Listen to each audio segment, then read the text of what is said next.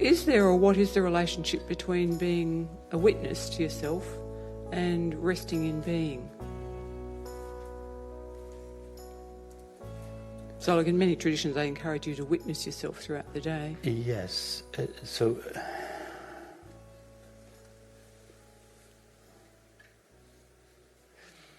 In witnessing, you stand as the subject of your objective experience. You can't be a witness without there being something to witness. So the witness and the witnessed, the subject and the object, always come together. So being a witness implies that there is something to witness, that you're standing as the subject of your objective experience. And this is it's a teaching, a pedagogical device that enables you to just take the first step back from your involvement in your experience. And as such, it's a valid first step back. But you still stand as a subject in relationship to an object. In resting in being, there's no subject or object of the experience. It's where we started last night. That in true meditation, being only being, there's no subject that meditates and no object that is witnessed or meditated on. There's just pure meditation, pure openness, pure being. So standing as the witness would be a first step to disentangling yourself from your involvement in the content of experience prior to your subsidence in and as pure being. So, I'll say ultimately, you may start with witnessing throughout the day. When you're doing things, you witness your mind and your volitions and so on. But you may ultimately get to the point where that's just all happening, but you actually are, apart from that, being consciousness. So you start being involved. The steps are like this. We start being involved in experience, lost in experience. The first step, you take a step back and you stand as the witness of your experience. So you've taken a step back, but you're still directed towards your experience. Your attention is focused towards the objective content of your experience. You're witnessing your experience. The next step is to turn the witness around and witness the witness. Instead of being aware of your experience, you turn awareness around. You're aware of being aware. Now, in witnessing the content of the experience, the witness stands as the subject. The content of experience, the witnessed, stands as the object. But when the witness, so to speak, turns round and witnesses the witness, the subject, the witness, that does the witnessing, and the object, the witness, that is witnessed, are the same. There's no subject and object of that experience, and therefore no witness or witnesser. No witness or witnessed. So when the witness turns around and witnesses itself, witnessing collapses. All that remains is being or being aware or awareness itself, without a subject and without an object. That's very helpful. I think that actually answers the second part to my question, was is there ever any point in evaluating how desires and fears may operate in your life and trying to eliminate those? But I think if you're just trying to rest in being, no. There can be value to examining your desires and fears and how they operate and all that kind of thing, but not for the purposes of recognizing your true nature. There can be other good reasons for exploring your desires, your behavior, your activities, your relationships. It's valid to do that. But that exploration won't tell you anything about yourself. That doesn't invalidate doing it for more relative purposes, but not for the purpose of self-knowledge. If you want self-knowledge, you have to go to yourself, not to your thoughts, feelings, actions, relationships. If you go to your thoughts, feelings, actions, and relationships, you'll get knowledge of yourself, your thoughts, feelings, actions, and relationships. If you want knowledge of yourself, you have to go to yourself. Thank you very much.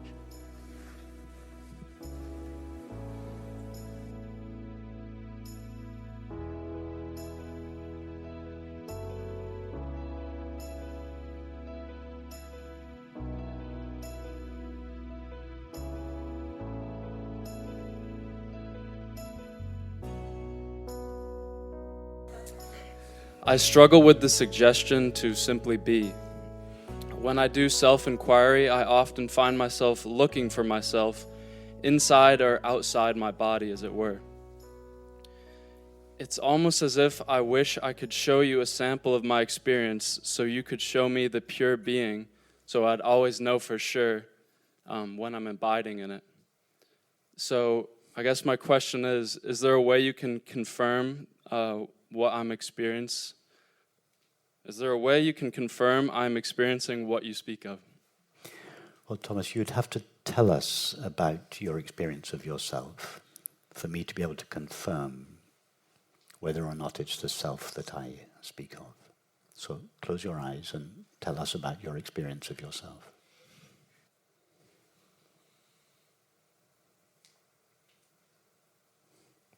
That's good. Your experience of yourself is the same experience that I describe when I speak of my experience of myself. That's perfect. Yeah.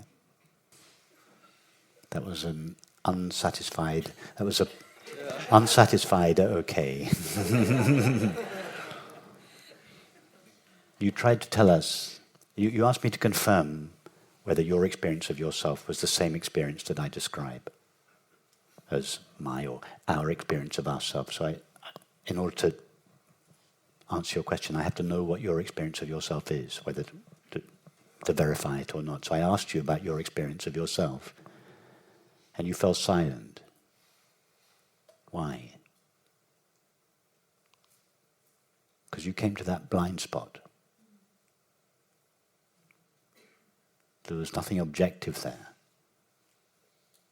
It was just that luminous darkness. The fact of simply being with no objective qualities. And therefore you said nothing. And you weren't faking it, I know. So yeah, I confirm that your experience of yourself is the same as my experience of myself. The experience of ourself that we speak of here. I know that your mind is having a little temper tantrum, but because it's for the first time in your life, your mind is redundant. All through your life has been told that there is something for your mind to do, something for it to know, something for it to understand, something for it to become, something for it to achieve. And in this experience, the simple awareness of being, there's absolutely nothing for your mind to do. Your mind feels redundant. In fact, it doesn't just feel redundant, it feels that it's going to die. It feels like a death, and it goes into a rebellion. It just thinks, no, I must be able to do something, become something, to achieve something, to find something, to know something, to understand something. So it is like a kind of, it's not really a death for the mind, but it's a death for our old sense of ourself, our old identity, which is derived from the content of the mind, thoughts, images, feelings, memories, and so on. So it is a kind of, this understanding is felt like a sort of death of the separate self, a death of the ego. And the separate self resists it. Always finding good excuses to argue with the philosophy behind this approach. Any practice one might do, always finding ways basically to perpetuate itself. I always find that, especially during the beginning parts of your meditations, where it's just silence, I am looking for something to do. Yes. I don't know what to do, almost. No, but Thomas, that's very what you're experiencing. Just the primal impulse of the mind to do something. As you say, you don't even know what to do. It's not as if there's a project that you have. There's nothing you really want to do, but you just want to do something. Your mind cannot bear the thought of not doing anything. Your mind cannot bear the thought that it might not be relevant. in what we're speaking of here. So it's very uncomfortable, that period of silence. You must be so relieved when I start talking.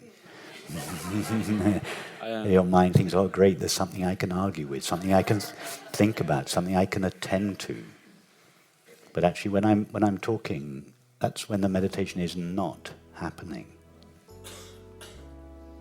That's why, for those of you that have been around for a while, I talk less and less during meditations.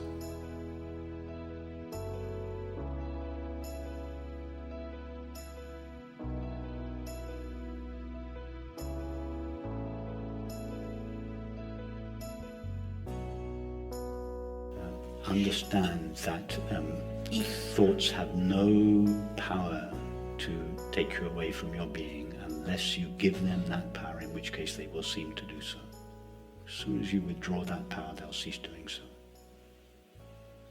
For instance, you say to yourself, you're thinking, and you're thinking rapidly in an agitated way, and you just say to yourself, I am thinking. But the moment you emphasize the thinking, and you neglect the I am, all you need to do is emphasize the I am and neglect the thinking. You can do that any time you like. It doesn't matter how much thinking there is. It is always, I am thinking. Whatever you are thinking about, it's I am thinking. You can be deeply and profoundly depressed. I am depressed. The I am is shining in the depression, but we ignore the I am and we focus on the depression. Ignore the depression and focus on the I am, and it just takes you straight to peace. Okay, so yeah, of course, when you're having these conversations, they're interesting, I can focus. But so when you focus on the conversation, it's like you rest your mind on a hook. It keeps the mind busy, I know. And you can go back to peace. Yeah. I know, but what I mean is, even if I have something happening in the room, people are having conversations, I don't even want to listen, but it's just enough to occupy your mind. It's just enough. What the one thing? The same with music. Anything will do. Nature. Anything apart from emptiness. It doesn't matter. It can be people, music in the wallpaper, anything that your mind can lightly rest its attention on. Keep it busy, and then you can go to your being. But the one thing the mind cannot stand is emptiness. There's nothing for it to drive. It drives it crazy. So when there is this emptiness, one of the boring meditations, there's this emptiness, your mind goes crazy. And instead of gently resting your mind on the object, the conversation in the background that you're not, and going to your being, your mind is then searching for an object to rest on. Because if it doesn't find an object to rest on, the mind cannot stand alone. It dies. That's the one thing it doesn't want to do. So that's why you find it more difficult in silence than when there's some objective content. So would you recommend that I expose myself to especially that instead of, I'd rather put some music or some talk of Rupert, Spira? I recommend that whatever you are experiencing, I am listening to music, I am thinking, I am sitting in a boring meditation, I'm eating lunch, it's always I am. It's always I am plus ... Every experience you have ever had, do ever had, or could ever have, it's always I am ... Can you think of an experience that you could have, that you wouldn't formulate in terms of I'm having a near-death experience, I'm madly in love, I'm deeply depressed, I'm having a vision of God, it's always I am plus something. The I am is shining. The I am is pure being, God's being. The I am is shining in the midst of all experience. Nothing you do to the experience makes any difference at all. Tinkering with the experiences, instead of I am ABC, you're changing it to I am XYZ. It doesn't make any difference at all. The I am is the same. It doesn't matter what your mind is doing, what you are thinking of, it doesn't matter, because the I am is always shining. All that is necessary. Magnify the I am at the expense of the experience. What most people do is they magnify their experience at the expense of the I am. And Therefore the I am seems to be missing. Its innate peace seems to go with it. And then we go out into the world looking for peace, where it's there, it's in the I am all the time, just one little step back, not even a step back. It's not behind our experience, it's shining in our experience. Just emphasize the I am. I don't know how to make it simpler or easier. Okay. That's it. That you take 3,000 years of religious, spiritual teaching. Think of all the books, the talks. Think of the amount that has been spoken. It can be boiled down, or the practices. Take all the practices. Think of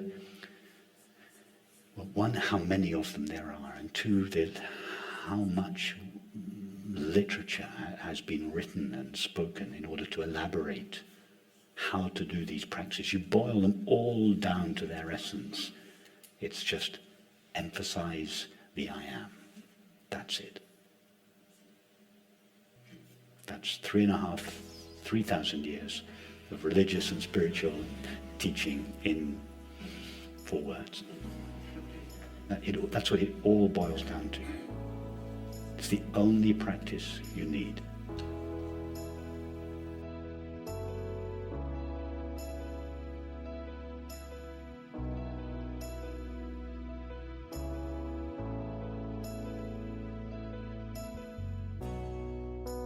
And it's brief to begin with, it's true, and then the old habits quickly kick in again.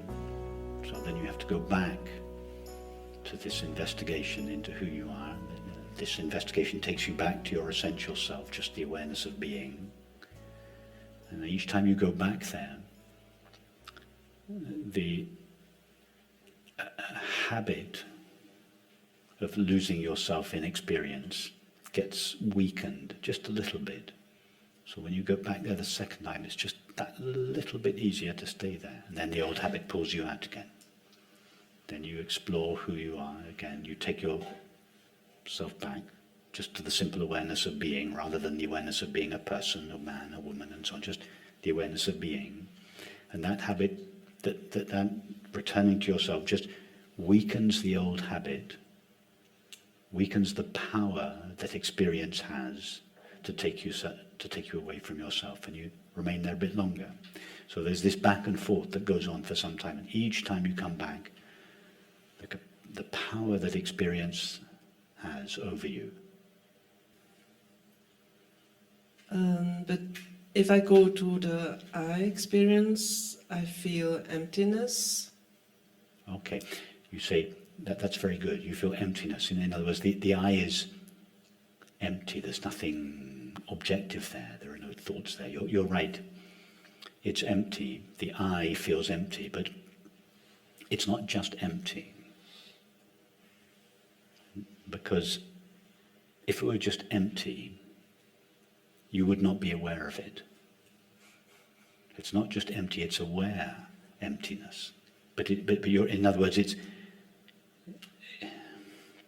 empty of objective content, empty of thoughts, feelings, but it's still aware. If it wasn't aware, you wouldn't be able to say, I am empty. You wouldn't have any knowledge of that emptiness. But the fact that you can call it emptiness means you are aware of it. You are aware that it is empty. In other words, the emptiness is aware of itself. It is aware that it is empty. I think my separate self wants...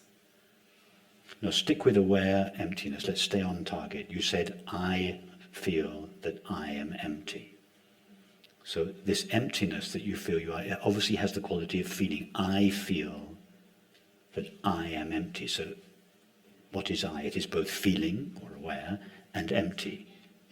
When you say, I feel that I am empty, what you're saying is, I am aware that I am empty. So I has these two qualities, awareness and emptiness.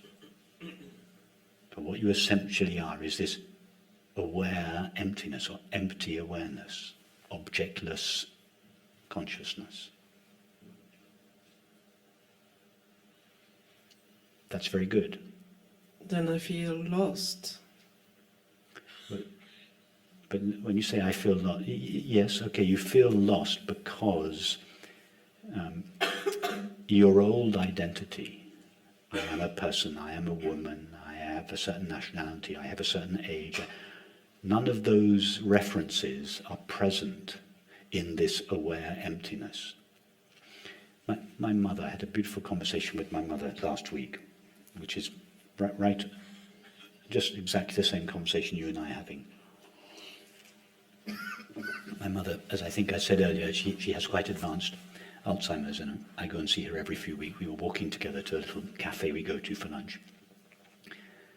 And she said, I had this really frightening experience last night. Her name's Mario. She said, I had this terrifying experience last night. She said, I didn't have the experience of being Mario, and it was frightening. I felt lost, just what you, and for the same reason. That's why I'm telling you the story. She said, I felt lost. I didn't experience myself as Mario. It was frightening. So I said, Mum, it's true, you didn't have the experience of being Mario, but you did have the experience of being. And she said, oh yes, of course, darling, I just had the experience of being. And I said, well, Mum, you've been meditating for 50 years. What happened to you, what happens in meditation is just that we lose everything that qualifies our being. Instead of feeling, I am a woman, I'm 88 years old, I've got 4 children, we just feel the pure I am, just the awareness of being. So I said, what actually happened last night was a kind of spontaneous meditation. And she said, but I felt lost, just like you. This is why I'm telling you the story. So I felt frightened. I said, I know you felt frightened because you're viewing the experience from Mariel's perspective. So in the experience, Mariel disappeared. For Mariel, that's quite frightening. That's why you say it was frightening. It was like, but what was the experience for the being that remained? When you said, I didn't have the experience of being Mariel, but I had the experience of being. From the point of view of being, the experience is peace. From the point of view of Mariel, it is loss and fear. The pure experience of aware emptiness, just the experience, the awareness of being, is true. Sorry, I've forgotten your name. I can't. Yuma. Yuma, that's right. Yuma. From Yuma, the person, the character, made up of a history and a body and a mind, and from Yuma's point of view, Yuma feels, I've died. It's terrifying. I'm confused. I'm disorientated. I'm lost. I don't recognize myself. So from her point of view, it's frightening. You feel you've died. You feel you've lost something. But from the point of view of your being, it's been divested of all its temporary associations. And what remains is just pure peace, just being. You just keep going. You're doing very well. You're doing the right thing. You're questioning. You're being very sincere. You're not overlaying your experience with non-dual theory. You're exploring your experience. You're not agreeing with me too easily if it doesn't conform to your experience. You're questioning. You're challenging. You consider very seriously my questions. You look into. You're doing exactly the right thing. And slowly, the edifice of your mind, the old beliefs and feelings is just slowly being dismantled. And you get these little hints, I can see it, you get these little hints that what is being suggested is true. But then the old pattern, the old habits come back, and then the mind raises all of its objections. That's very good, the mind raises its objections. You come back, we explore those objections, you explore your experience, and then you get another little taste, just a little glimmer of the peace, and then your mind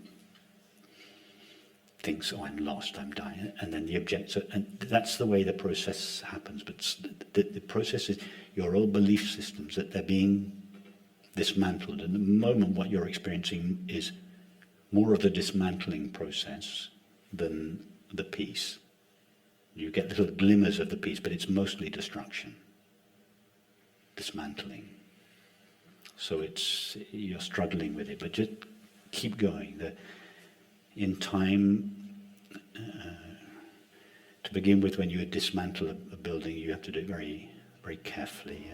But after a while, you just take out one stone and the whole thing comes down. So at the moment you're just doing the careful dismantling, it'll go quicker in the later stage. Just keep doing what you're